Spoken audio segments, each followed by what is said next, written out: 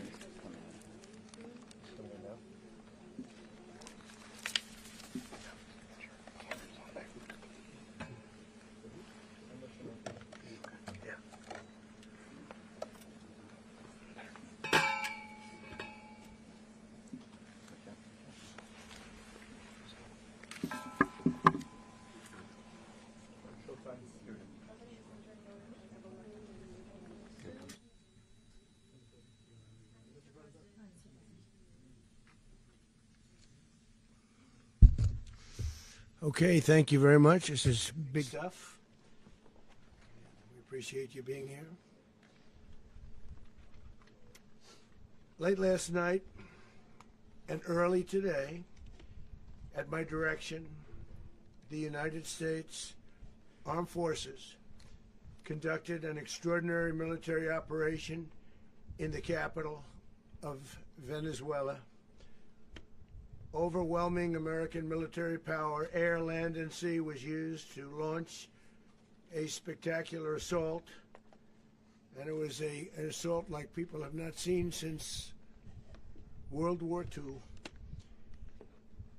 It was a force against a heavily fortified military fortress in the heart of Caracas to bring outlaw dictator Nícolas Maduro to justice. This was one of the most stunning, effective, and powerful displays of American military might and competence in American history. And if you think about it, we've done some other good ones, like the attack on Soleimani, the attack on al-Baghdadi, and the obliteration and decimation of the Iran nuclear sites just recently in an operation known as Midnight Hammer. All perfectly executed and done. No nation in the world could achieve what America achieved yesterday, or frankly in just a short period of time. All Venezuelan military capacities were rendered powerless as the men and women of our military, working with U.S. law enforcement, successfully captured Maduro in the dead of night. It was dark. The lights of Caracas were largely turned off due to a certain expertise that we have. It was dark and it was deadly. But captured along with his wife, Celia Flores, both of whom now face American justice. Maduro and Flores have been indicted in the Southern District of New York, it's J. Clayton, for their campaign of deadly narco-terrorism against the United States and its citizens. I want to thank the men and women of our military who achieved such an extraordinary success overnight with breathtaking speed, power, precision, and competence. You rarely see anything like it. You've seen some raids in this country that didn't go so well. They were an embarrassment. If you look back to Afghanistan, or if you look back to the Jimmy Carter days, they were different days. We're a respected country again, maybe like never before. These highly trained warriors, operating in collaboration with U.S. law enforcement, caught them in a very ready position. They were waiting for us. They knew we had many ships out in the sea, just sort of waiting. They knew we were coming. So they were in a ready, what's called a ready position. But they were completely overwhelmed and very quickly incapacitated. If you would have seen what I saw last night, you would have been very impressed. I'm not sure that you'll ever get to see it, but it was an incredible thing to see. Not a single American service member was killed, and not a single piece of American equipment was lost. We had many helicopters, many planes, many people involved in that fight. But think of that, not one piece of military equipment was lost, not one service member was, more importantly, killed. The United States military is the strongest and most fearsome military on the planet by far, with capabilities and skills our enemies can scarcely begin to imagine. We have the best equipment anywhere in the world.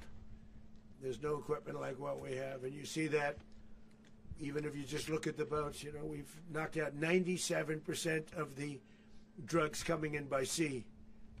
90%. Each boat kills on average 25,000 people. We knocked out 97%. And those drugs mostly come from a place called Venezuela. We're going to run the country until such time as we can do a safe, proper, and judicious transition. So we don't want to be involved with having somebody else get in and we have the same situation that we had for the last long period of years. So we are going to run the country until such time as we can do a safe, proper, and judicious transition. And it has to be judicious because that's what we're all about. We want peace, liberty, and justice for the great people of Venezuela, and that includes many from Venezuela that are now living in the United States and want to go back to their country. It's their homeland. We can't take a chance that somebody else takes over Venezuela that doesn't have the good of the Venezuelan people in mind. We've had decades of that. We're not going to let that happen. We're there now, and what people don't understand, but they understand as I say this, we're there now, but we're going to stay until such time as the proper transition can take place. So we're going to stay until such time as we're going to run it, essentially, until such time as a proper transition can take place.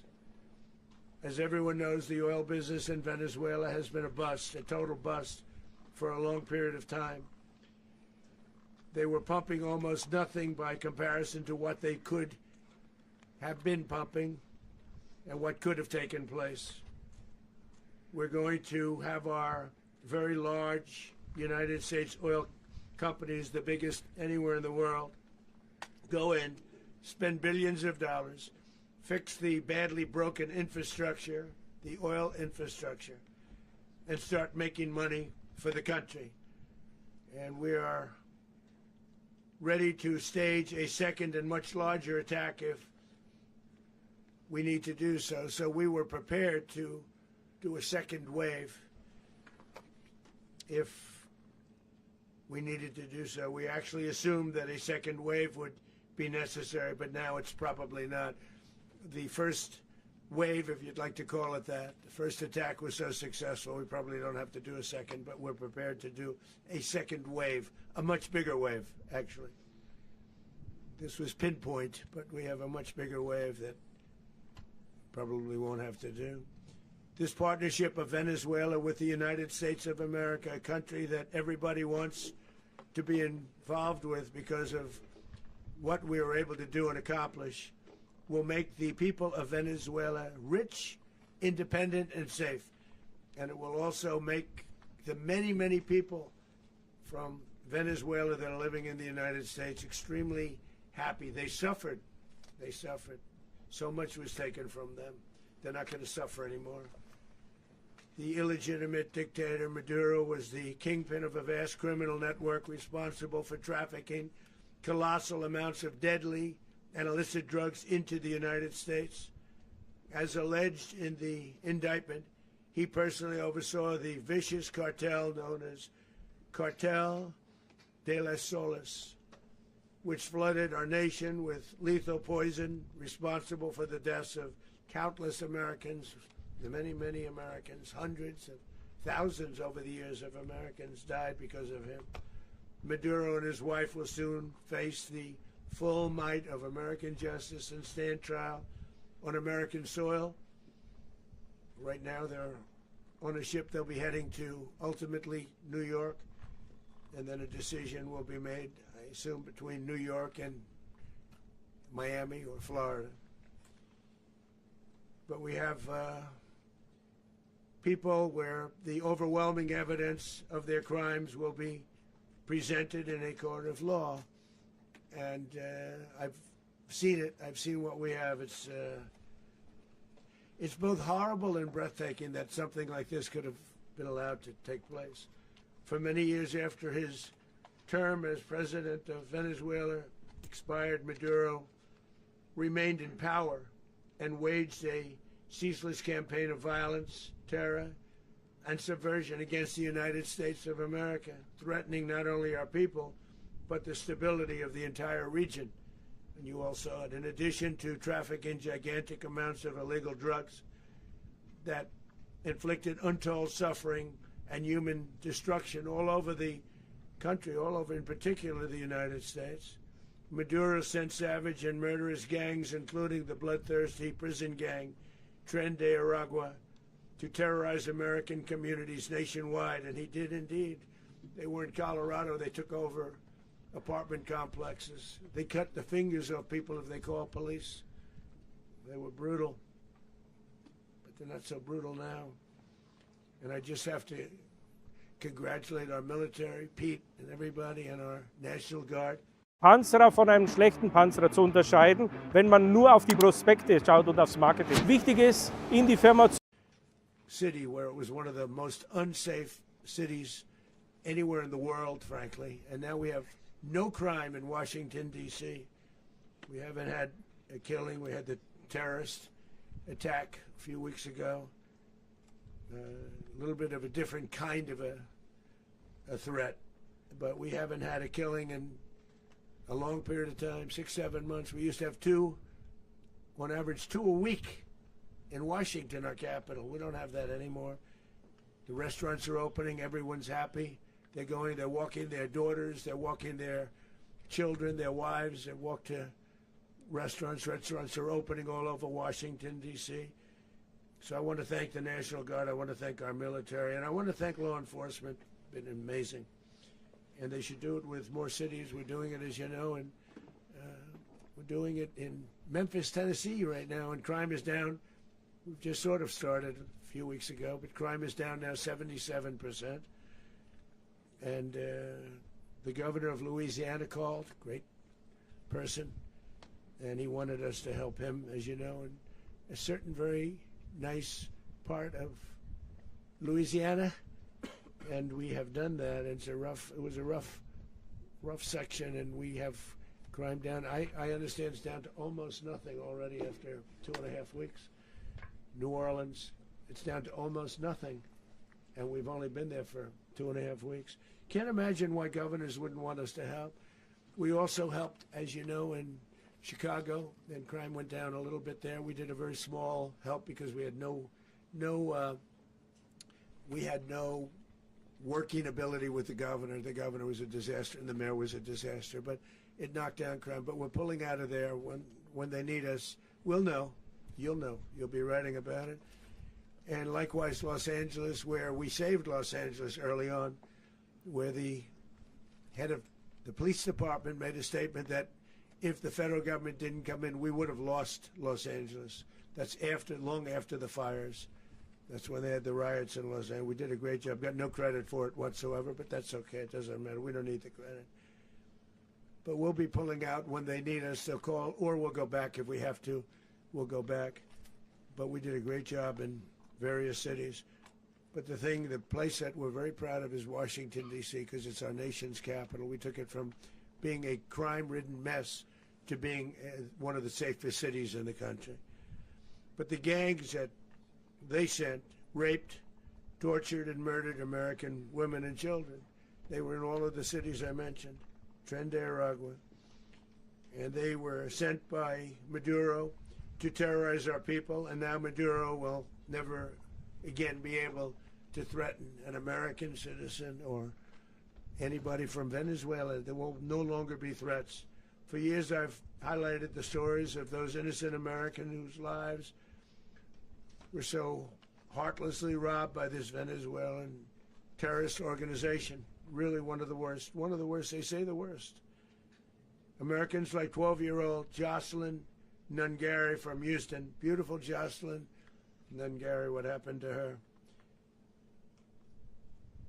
They, as you know, they kidnapped, assaulted, and murdered by Tren de Aragua animals. They murdered Jocelyn and left her dead under the bridge. There was a bridge that will never be the same to so many people after seeing what happened. As I've said many times, the Maduro regime emptied out their prisons, sent their worst and most violent monsters into the United States to steal American lives. And they came from mental institutions and insane asylums. They came from prisons and jails. The reason I say both, they sound similar. Actually, prisons a little bit more hostile, a little bit tougher. A mental institution isn't as tough as an insane asylum, but we got them both. They sent from their mental institutions, they sent from their jails, prisons. They were drug dealers, they were drug kingpins, they sent everybody bad into the United States. But no longer, and we have now a border where nobody gets through. In addition, Venezuela unilaterally seized and stole American oil, American assets, and American platforms, costing us billions and billions of dollars. They did this a while ago, but we never had a president that did anything about it. They took all of our property. It was our property. We built it. And we never had a president that decided to do anything about it. Instead, they fought wars that were 10,000 miles away. We built Venezuela oil industry with American talent, drive, and skill, and the socialist regime stole it from us during those previous administrations, and they stole it through force. This constituted one of the largest thefts of American property in the history of our country. Considered the largest theft of property in the history of our country. Massive oil infrastructure was taken like we were babies, and we didn't do anything about it. I would have done something about it. America will never allow foreign powers to rob our people or drive us back into and out of our own hemisphere. That's what they did. Furthermore, under the now deposed dictator Maduro, Venezuela was increasingly hosting foreign adversaries in our region and acquiring menacing offensive weapons that could threaten U.S. interests and lives. And they used those weapons last night. Potentially in league with the cartels operating along our border. All of these actions were in gross violation of the core principles of American foreign policy, dating back more than 2 centuries. And not anymore. All the way back, it dated to the Monroe Doctrines. And the Monroe Doctrine is a big deal.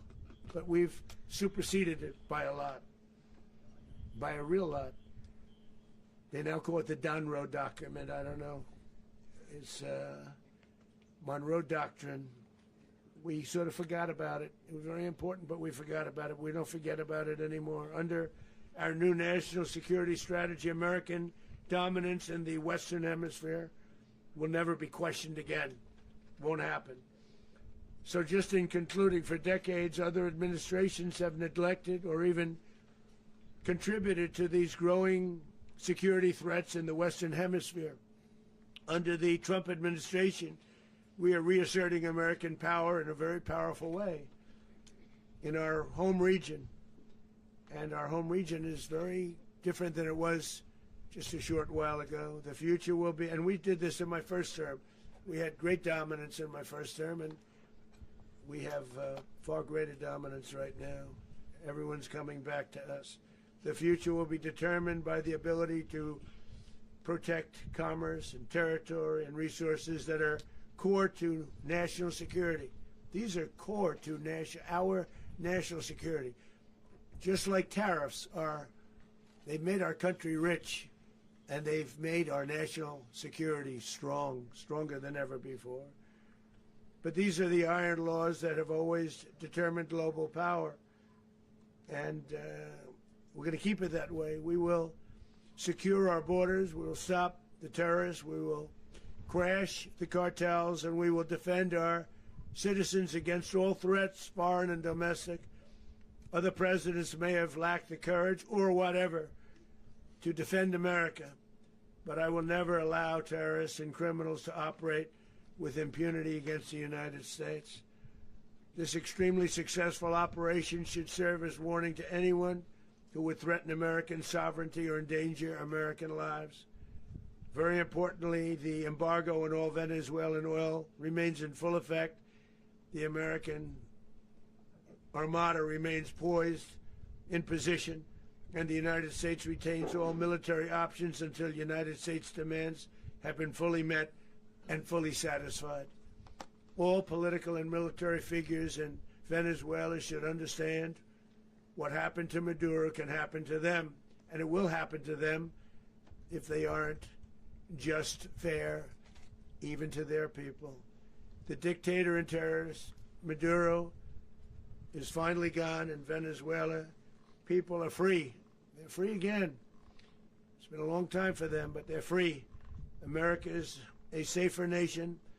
This morning, it's a prouder nation this morning because it didn't allow this horrible person and this country that was doing very bad things to us. It didn't allow it to happen. And the Western Hemisphere is right now a much safer place to be. So I want to thank everybody for being here. I want to thank General Raisin Kane. He's a fantastic man. I've worked with a lot of generals. I worked with some I didn't like. I worked with some I didn't respect. I worked with some that just weren't good. But this guy is fantastic. I watched last night one of the most precise attacks on sovereignty. I mean, it was an attack for justice. And I'm very proud of him, and I'm very proud of our Secretary of War, Pete Hegseth, who I'm going to ask to say a few words. Thank you very much. Mr. President, can you explain how the U.S. will run Venezuela? Well, thank you, Mr. President.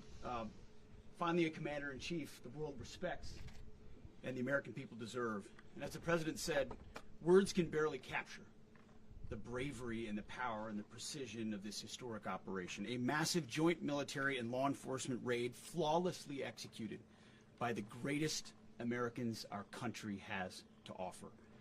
American warriors are second to none, the best in the world and the best of our country. What all of us witnessed last night was sheer guts and grit, gallantry, and glory of the American warrior. I'm simply humbled by such men. And I tip my hat to our chairman, Dan Raisin Kane, and all those Americans who stood watch last night. Our warriors are the elite of America, and again, President Trump has your back. No other country on planet Earth, and it's not even close, could pull this kind of operation off. And no other president has ever shown this kind of leadership, courage, and resolve. The most powerful combination the world has ever seen. As the President said, our adversaries remain on notice. America can project our will anywhere, anytime. The coordination, the stealth, the lethality, the precision, the very long arm of American justice, all on full display in the middle of the night. Nícolas Maduro had his chance, just like Iran had their chance, until they didn't and until he didn't. He effed around, and he found out. President Trump is deadly serious about stopping the flow of gangs and violence to our country. Deadly serious about stopping the flow of drugs and poison to our people. Deadly serious about getting back the oil that was stolen from us.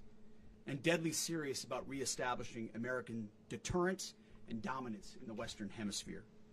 This is about the safety, security, freedom, and prosperity of the American people.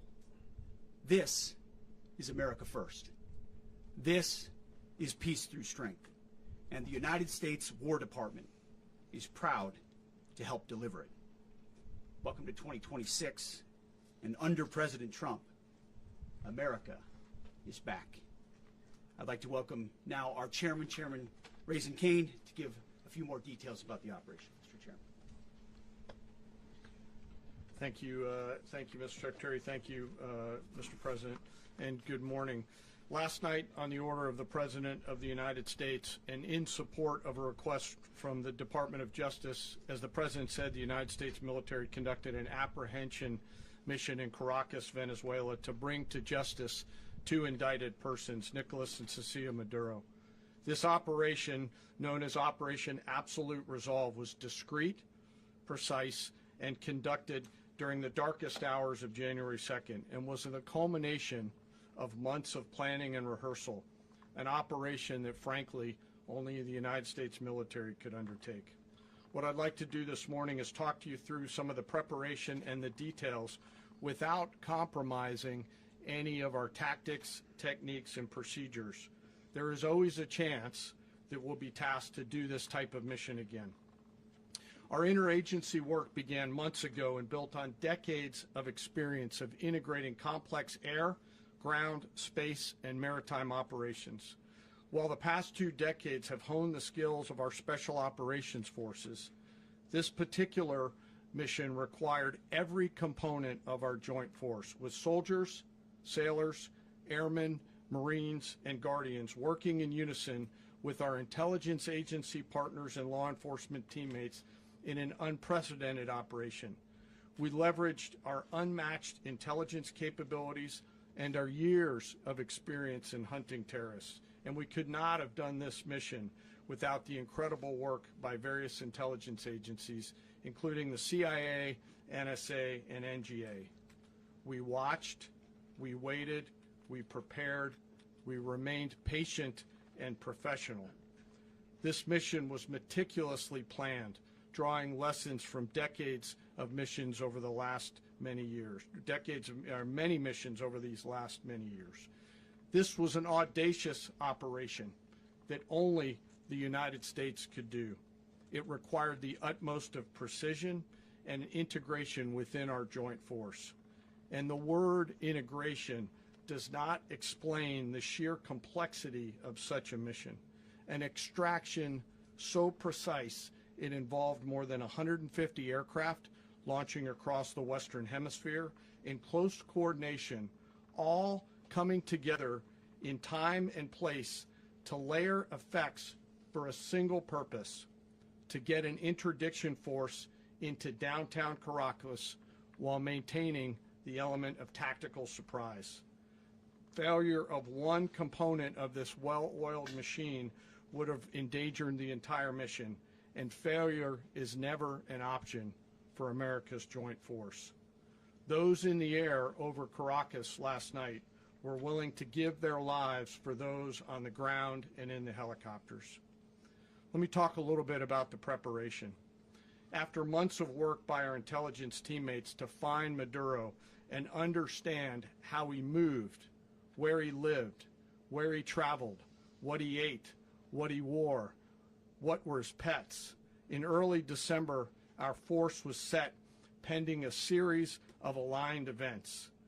Key was choosing the right day to minimize the potential for civilian harm and maximize the element of surprise, and minimize the harm to the indicted personnel, so as the President said, they could be brought to justice.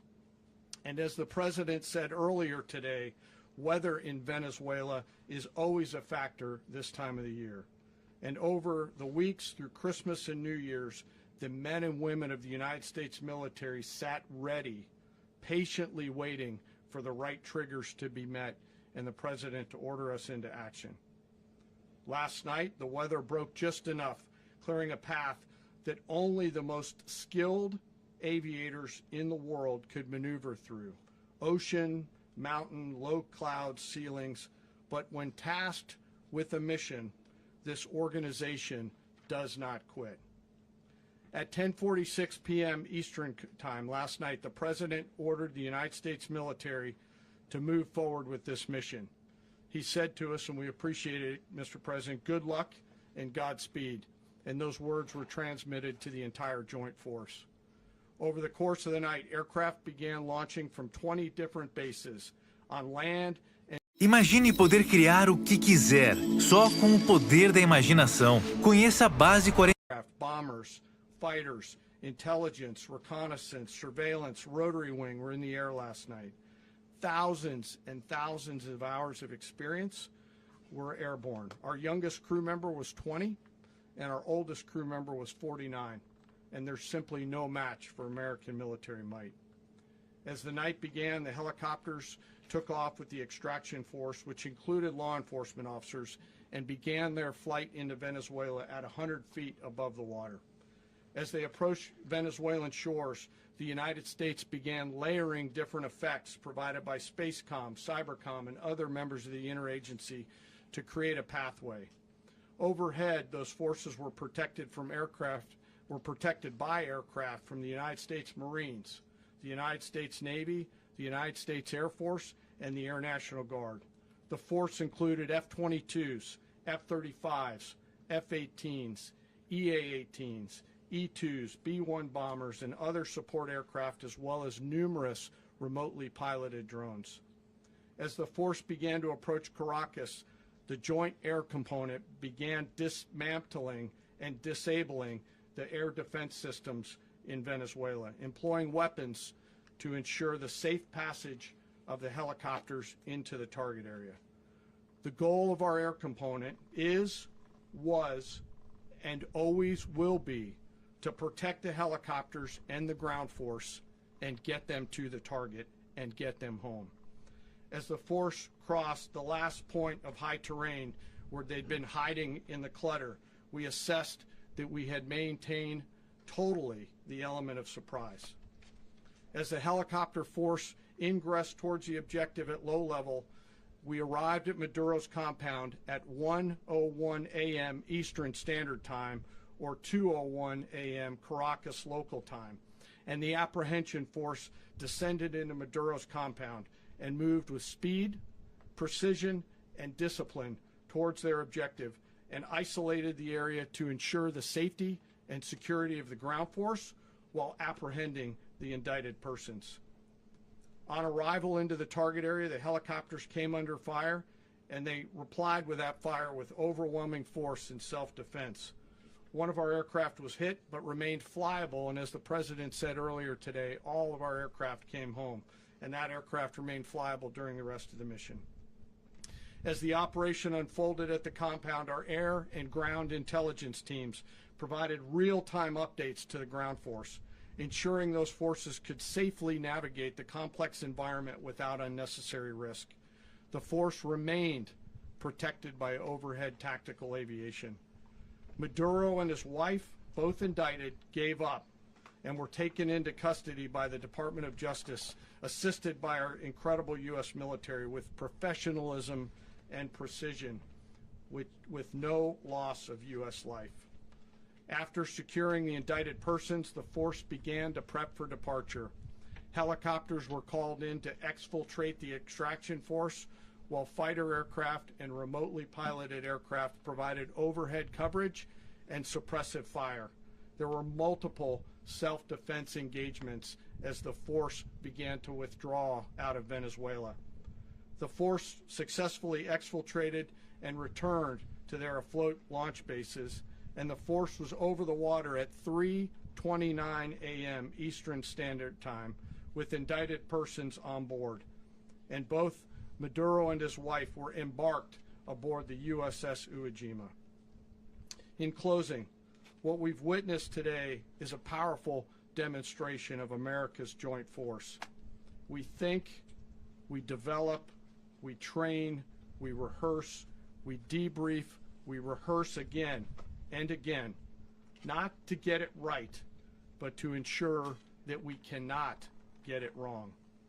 Our jobs are to integrate combat power so when the order comes, we can deliver overwhelming force at the time and the place of our choosing against any foe anywhere in the world. I am immensely proud today of our joint force and filled with gratitude to represent them here today. There is simply no mission too difficult for these incredible professionals and the families that stand by them and support them. As we stand here this morning, our forces remain in the region at a high state of readiness, prepared to project power, defend themselves, and our interests in the region. This operation is a testament to the dedication and unwavering commitment to justice and our resolve to hold accountable those who threaten peace and stability. In closing, I want to express my heartfelt gratitude to the brave men and women who executed this mission. Their courage and tireless commitment to our nation are what makes us strong. Thank you, Mr. Secretary, and thank you, Mr. President. Well, I don't have much to add to what you've heard now, other than the following points. Nicolas Maduro was indicted in 2020 in the United States. He is not the legitimate president of Venezuela. That's not just us saying it. The first Trump administration, the Biden administration, the second Trump administration, none of those three recognized him. He's not recognized by the European Union and multiple countries around the world. He is a fugitive of American justice with a $50 million reward, which I guess we saved $50 million. And We should make sure. yeah, exactly. But Don't let anybody claim it. Nobody deserves it but us. But I want to be clear about one thing. Nicolas Maduro had multiple opportunities to avoid this. He was provided multiple very, very, very generous offers and chose instead to act like a wild man, chose instead to play around. And the result is what we saw tonight. The other message here is the following. You have a guy, like many people around the world, they like to play games. You have a guy who decides he's going to invite Iran into his country, is going to, do the confiscation of American oil companies, is going to flood our country with gang members, is going to take Americans prisoner and try to hold them for hostage and trade them like he was able to do with the Biden administration. Basically likes to play games all this time and thinks nothing's going to happen. And I hope what people now understand is that we have a president. The 47th president of the United States is not a game player. When he tells you that he's going to do something, when tells you he's going to address a problem, he means it. He actions it. I can tell you, I've watched this process now for 14, 15 years, been around it. Everybody talks, I'm going to do this, I'm going to do that. When I get there, we're going to do this, we're going to take. This is a president of action. Like, I don't understand yet how they haven't figured this out. And now, if you don't know, now you know. Because this is the way it's going to play out. And I think people need to understand that this is not a president that just talks and does letters and press conferences. And, if he says he's serious about something, he means it. And this is something that was a direct threat to the national interest of the United States, and the president addressed it. There's a president of peace, by the way. I told you what I just said earlier. This guy had multiple opportunities to find his way somewhere else and figure out another. He could have been living somewhere else right now very happy, but instead he wanted to play big boy. And so now, he's got other sets of problems on his hands. And but I think the message here should be for the world. Look, the president doesn't go out looking for people to pick fights with. He's not, generally wants to get along with everybody. We'll talk and meet with anybody, but don't play games. Don't play games with this president's in office, because it's not going to turn out well. And so I hope that, I guess that lesson was learned last night, and we hope it'll be instructive moving forward. Is that a message for Cuba? Mr. President. Mr. President. Mr. President.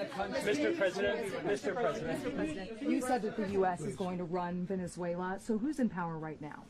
Well, we're going to be running it with a group, and we're going to make sure it's run properly. We're going to rebuild the oil infrastructure, which will cost billions of dollars. It'll be paid for by the oil companies directly. They will be reimbursed for what they're doing, but it's going to be paid. And we're going to get the oil flowing the way it should be. As you know, it was just a minor flow. It was actually a minor flow for what they have. But we're going to run it properly, and we're going to make sure the people of Venezuela are taken care of. We're going to make sure the people that were forced out of Venezuela by this thug are also taken care of. Mr. President. Mr. President. Mr. President. Mr. President. President, does the U.S. running the country mean that U.S. troops will be on the ground? How will that work? Well, they always say boots on the ground. So we're not afraid of boots on the ground if we have to have. We had boots on the ground last night at a very high level, actually. We're not afraid of it. We don't mind saying it. But we're going to make sure that that country is run properly. We're not doing this in vain. This is a very dangerous attack. This is an attack that could have gone very, very badly. Could have gone very badly. We could have lost a lot of people last night. We could have lost a lot of dignity. We could have lost a lot of equipment. The equipment is less important, but we could have lost a lot. And we're going to make sure that this is proper. We're there now. We're ready to go again if we have to. We're going to run the country right. It's going to be run very judiciously, very fairly. It's going to make a lot of money. We're going to give money to the people. We're going to reimburse people that were taken advantage of. We're going to take care of everybody.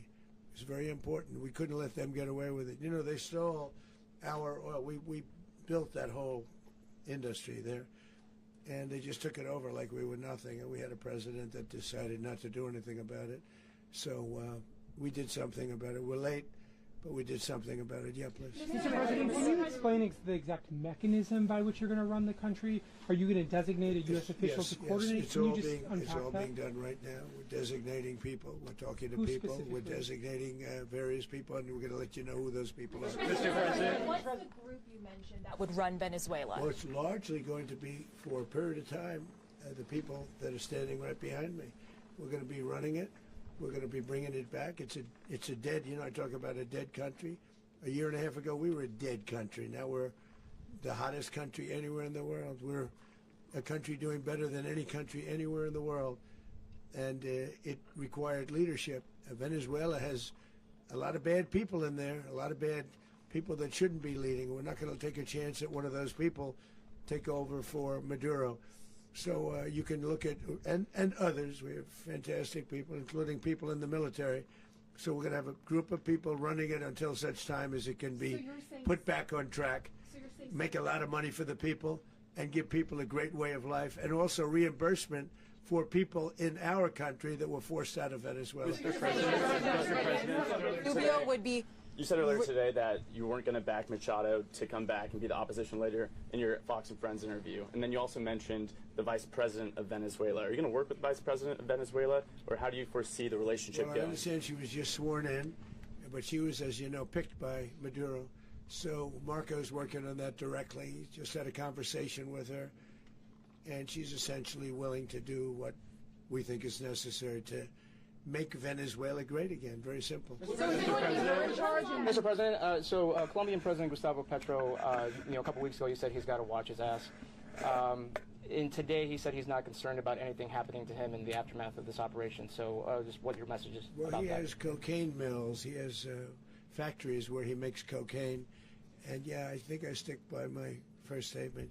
He's making cocaine, they're sending it into the United States, so he does have to watch his ass. Mr. President, did you notify any members of Congress in advance? Marco, do you want to talk about that? Because you were involved. Sure. We call members of Congress immediately after. This was not the kind of mission that you can do congressional notification on. It was a trigger-based mission in which conditions had to be met night after night. We watched and monitored that for a number of days. So it's just simply not the kind of mission you can call people and say, hey, we may do this at some point in the next 15 days.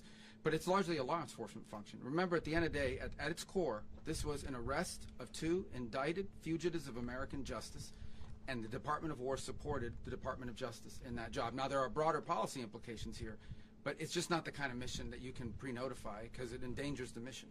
Mr. President, If I can add one thing to that, Congress has a tendency to leak. This would not be good. If they leaked, General, I think it would have been maybe a very different result. But I have to say, they knew we were coming at some point, you know. A lot of ships out there, they sort of knew we were coming.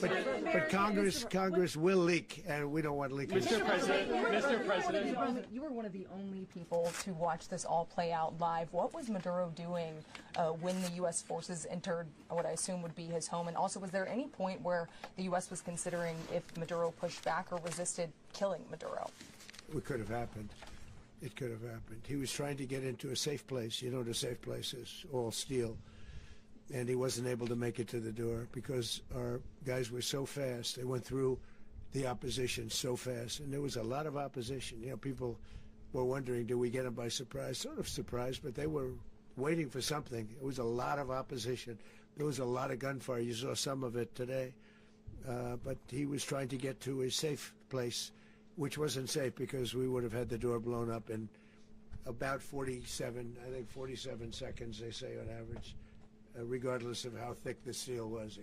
It was a very thick door. It was a very heavy door, but he was unable to get to that door. He made it to the door. He was unable to close it. So where is Maduro going to be? Go ahead, finish. Where is Maduro going to be in the time being right now? Do you know his exact Well, whereabouts? eventually, ultimately, in the near future, he's going to be brought to New York. And where is he going to be held? Where is he going to be held in New York? Do you know? That's going to be up to the officials that do these things. Mr. President, the U.S. has something of a mixed track record of ousting dictators without necessarily a plan for what comes afterwards. Did that weigh on your decision Well, that's making? why we had different presidents, but with me, that's not true. With me, we've had a perfect track record of winning.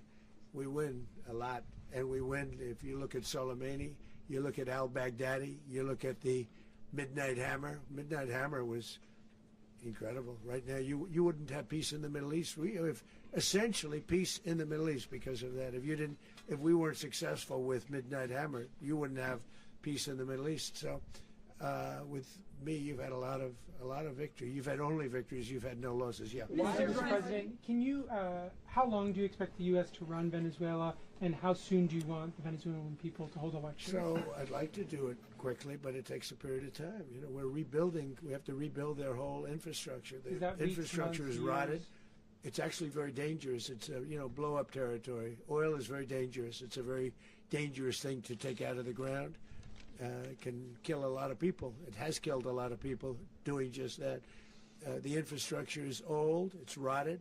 Much of it is stuff that we put there 25 years ago, and we're going to be replacing it. And we're going to take a lot of money out so that we can take care of the country. Are you saying that Secretary Rubio and Mr. President, China, Russia, and Iran have interests in Venezuela. How does this operation affect your relationships with them when it comes to the oil and drugs? In terms of China and Russia, Russia when we get things straightened out.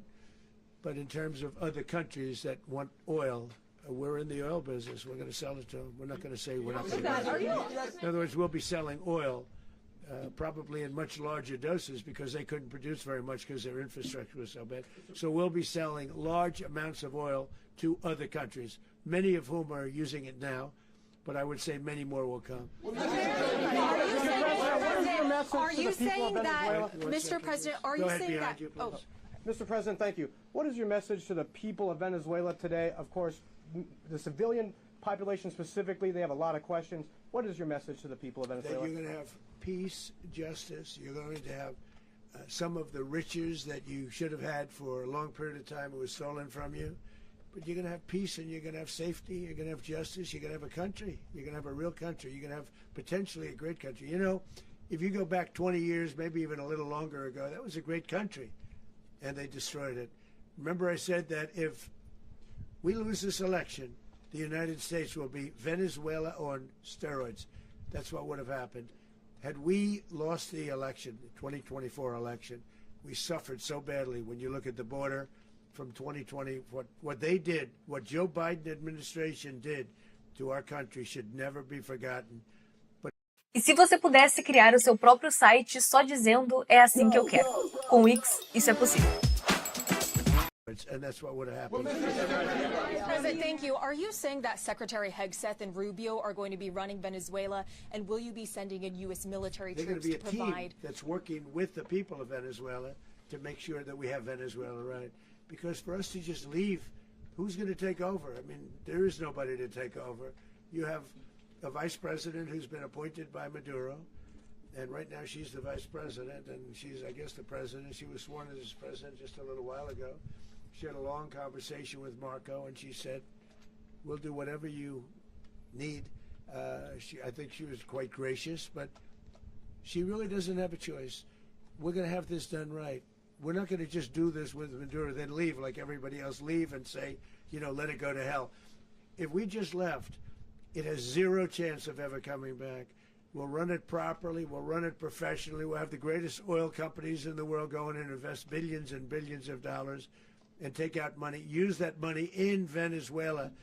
And the biggest beneficiary are going to be the people of Venezuela. And also, I can't stress this strongly enough, the people that got thrown out of Venezuela that are now in the United States, and frankly, some want to stay and some probably want to go back. Yeah. So, Mr. President, what's being done to protect Americans in the country, and were any of the detained Americans Well, right now they're very last protected night? because nobody's going to mess with us. They're very protected. The people of, and we let them know that you better not touch one of them.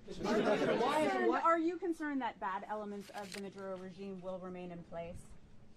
Well, we know who they are. We're on them, and they're acting much differently now than they would have acted 2 days ago. And what can okay, wait, behind you, please. Mr. President, why is running a country in South America America first? Well, I think it is because we want to surround ourselves with good neighbors. We want to surround ourselves with stability. We want to surround ourselves with energy. We have tremendous energy in that country. It's very important that we protect it. We need that for ourselves. We need that for the world. And we want to make sure we can protect it. Yes, sir. Please, go ahead. Yeah, is there a message here for Cuba and Diaz-Canel? Well, Cuba's an interesting case. Cuba is, not doing very well right now. That system has not been a very good one for Cuba. The people there have suffered for many, many years. And I think Cuba is going to be something we'll end up talking about because Cuba is a failing nation right now, very badly failing nation. And we want to help the people. It's very similar in the sense that we want to help the people in Cuba, but we want to also help the people that were forced out of Cuba and living in this country. Do you want to say something about that, Marco, please? Well, I mean, I just gave you a statement a few minutes ago about, you know, when the president speaks, you should take him seriously. So, suffice it to say, you know, Cuba is a disaster. It's run by incompetent, senile men, and in some cases, not senile, but incompetent nonetheless. It has no economy. It's in total collapse. And by the way, you know, they were, you know, all of the guards that helped protect Maduro, this is well known, their whole spy agency, all that were full of Cubans. I mean, they basically, it's amazing. This poor island took over Venezuela in some cases. One of the biggest problems that Venezuelans have is they have to declare independence from Cuba. They tried to basically colonize it from a security standpoint. So, yeah, look, if I lived in Havana and I was in the government, I'd be concerned, at least a little bit. Are you cutting off the oil flow to Cuba from Venezuela? Well, the president already announced a week ago that anything that's sanctioned, it's sanctioned oil, it's not going to be allowed to get there. So that's an The answer is yes. Mr. President, Is the U.S. aware of the location of opposition leader Machado, and have you been in contact with her? No, we haven't. No, we haven't. Mr. President, on Monday. I think it would be very tough for her to be the leader. She doesn't have the support within or the respect within the country. She's a very nice woman, but she doesn't have the respect. Mr. President, is it possible that the U.S. ends up administrating Venezuela for years? You know, well, you know, it won't cost us anything because the money coming out of the ground is very substantial, so it's not going to cost us anything. So the U.S. isn't going to dedicate any money to... Well, we want safety there. We want to be surrounded by countries that aren't housing all of our enemies all over the world. That's what was happening, and you don't want to have that. But we're going to be rebuilding, and we're not spending money. The oil companies are going to go in. They're going to spend money. We're going to take back the oil that, frankly, we should have taken back a long time ago. A lot of money is coming out of the ground. We're going to get reimbursed for all of that. We're going to get reimbursed for everything that we spend. So it's going to be a very important. This is a very big evening that took place last night. We have to be surrounded by safe, secure countries, and we also have to have energy. Very important. We have to have energy that's real energy, not where they're getting 4% and 5% of the energy out of the ground. You take a look, it was such a disaster. So what's going to happen with Venezuela, I think, over the next period of a year is going to be a great thing. And the people of Venezuela will be the biggest beneficiaries. Mr. President, on Monday, U.S. military. Mr. President, thank you. What did you last speak to Maduro about when you spoke? And is the U.S. Well, I don't want to get into the Venezuela? conversations, but I did have conversations with him, and I said, you got to surrender. And I actually thought he was pretty close to doing so, but now he wished he did, yeah. Mr. President, can you explain, you said that Maduro is responsible for drug trafficking. You recently pardoned the former president of Honduras who was convicted on many drug trafficking. Can you explain how these two situations are different? And would you ever pardon Maduro? I endorsed, as you know, the winning president, the man who won in Honduras. I endorsed the man who won in Chile. I endorsed the man who won in Argentina. And we are doing very well with that whole group. What the man that I pardoned was, if you could equate it to us, he was treated like the Biden administration treated a man named Trump. That didn't work out too well for them. This was a man who was persecuted very unfairly. He was the head of the country. He was persecuted very unfairly. And there are a number of them. And we felt that it was a very unfair situation that happened to him. He's also a party member of the man who won. So obviously the people liked what I did. And one of the reasons that was done is because of the fact that the party in power felt very strongly that that man was treated very badly. I studied it very quickly, and then I studied it in great detail. I went to a lot of the people standing behind me, and they felt that that man was persecuted and treated very badly. That's why I gave him a pardon. Mr. President, you referenced boots on the ground earlier. Can you just sort of button this up? Do you envision the U.S. military having a presence in Venezuela as the U.S. runs that country? Well, no, we're going to have a presence in Venezuela as it pertains to oil, because we have to have, we're sending our expertise in. So you may need something, not very much. But no, we're going to be taking out a tremendous amount of wealth out of the ground. And that wealth is going to the people of Venezuela and people from outside of Venezuela that used to be in Venezuela. And it goes also to the United States of America in the form of reimbursement for the damages caused us by that country. So I want to thank you all very much. Thank you. Do you have one? Yes, please. You were so nice before. I'm going to give you the final question. Go Thank ahead. you, Mr. Unless it's a bad question, in It's which about case I'll Putin. go one word. It's about who? It's about Putin, if you want. About Putin. Well, Okay. that's always nice. You had a to talk phone. about Putin. You had a phone call with him Yeah. on Monday. Did he talk at all about Maduro? Did y'all talk about this? No, we didn't. And We then- never spoke about Maduro. Are you mad at him right now? I mean, there's this I'm not intelligence. thrilled with Putin. I'm not thrilled with Putin. He's killing too many people. There was that I intelligence. thought that would be so. I settled 8 1/4 war. You know what the 1/4 was? Thailand and Cambodia. I did it again. They broke out, and I did it in about 5 hours, and I settled it. I'm giving myself 1/4, so I'm up to now 8 1/4. In other words, I settled the war, but then they broke out. They had a pretty bad breakout over the last 4 days. I got them to go back to peace. So I only give 1/4. I thought the easiest one would be, one of the easier ones would be Russia, Ukraine. It's not. And they both have done some pretty bad things. And look, that's Biden's war. That's not my war. But I want to stop the lives. Did you see where last month, 30,000, it was 27,000 the month before. 30,000, mostly soldiers, were killed this last month. 30,000. I want to stop that. You know, I got NATO to pay 5% instead of the 2% that they weren't paying. They weren't paying 2, now they pay 5. And we send them a lot of munitions, we send them a lot of things, missiles and various other things, a lot. And they pay. The United States is not losing money. We're probably making money on that. It's the last thing I care about. I just want to stop all those people. We're losing 25, 30,000 human beings. They come from 2 places that are very far away. But if I can stop, because it's something I've been pretty good at doing, deals, I guess. It's all a deal. Life is a big deal. But if I can stop that war and stop 30,000 young people, in addition to the fact that people are being killed in Kiev, people are being killed in other cities throughout, you know, a much smaller number, but they're being killed, viciously killed. So I'm not happy about it. I thought that would be something that would get solved. We have Mr. Witkoff here. I think that we're making progress, but that's a war that should have never happened. If I were president, it would have never happened. Putin says it. Everybody says it. If I were president, that would have never happened. But I inherited that war. That was Joe Biden, Zelensky, and Putin. I came into the situation.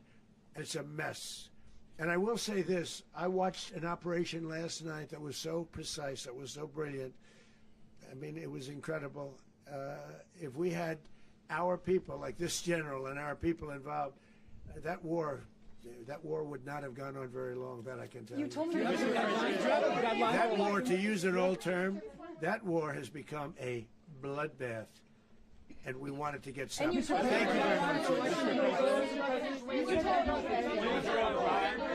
Are you concerned a rogue Venezuelan general can take over the country? Can you talk about your conversation with the Vice President?